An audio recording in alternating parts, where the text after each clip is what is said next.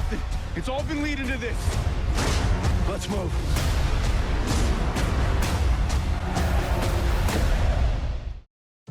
Hey, welcome back lads. So it does suck that Call of Duty Vanguard is already getting so much hate and backlash. Even though the game has not been revealed, we haven't really seen anything ourselves.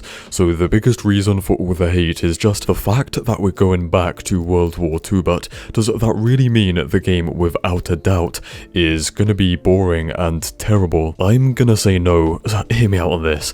So I think that Vanguard does not deserve all the hate, the blind hate that it's getting right now, because we have heard both good and bad things from the leaks, yet overall we still don't know enough or that much about it to fully judge. And by now I think we should have learnt that whether Call of Duty is futuristic, modern or historical, that does not automatically dictate the quality of the game. Like, how many people were hyped up to go back to Modern Warfare or just the modern setting for the first time in 11 years, only to be horribly let down by gameplay changes and the lack of good maps?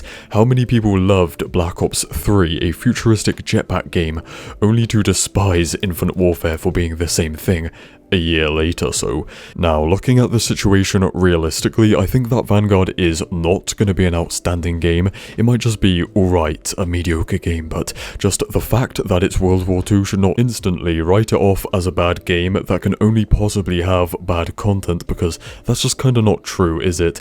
I think that Vanguard will suffer from the same issues that COD has for a few years, like skill-based matchmaking, a lack of content, especially when it comes to multiplayer maps, and also some dumbass gameplay like changes and designs made by the developers that just leave us very confused. That's what I'm more worried about. I think by the time it releases and people actually get to play, the game being World War II will be one of Vanguard's the least of its problems. There is a chance, a small chance, that the game could even do some good things, you know, like some great maps, grindable rewards, or perhaps even righting some of the wrongs of Modern Warfare. Like, imagine an improved Modern Warfare, that would be good.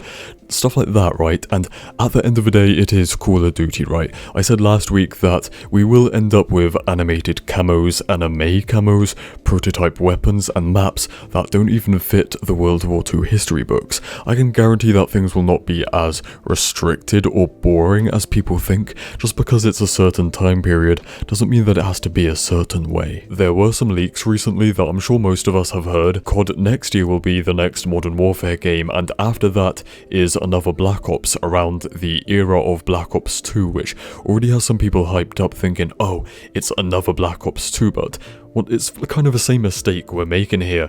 Is Cold War just like or as good as Black Ops 1? How about Modern Warfare 2019 in comparison to Modern Warfare 2? It's just not the same, is it? That also puts it into perspective that over the past 2 years and the next 2 years, there is mostly modern Call of Duties or something similar, right? Like how Near Future is kinda just modern with some other stuff mixed in, and also Cold War taking place in the 1980s is a lot more close and similar in its feel to modern than it is to World War II. So Vanguard being World War II might actually be thrown in there to mix it up alongside all the other modern stuff.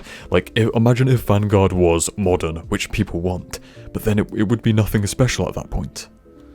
And would also then make Modern Warfare 2 the next year also not as special. Alright, so that is my take. Hopefully I was able to present it in a way that got my point across. Anyways, yeah, that is about it, so stay spicy, and I'll see you in the next one. Cheers.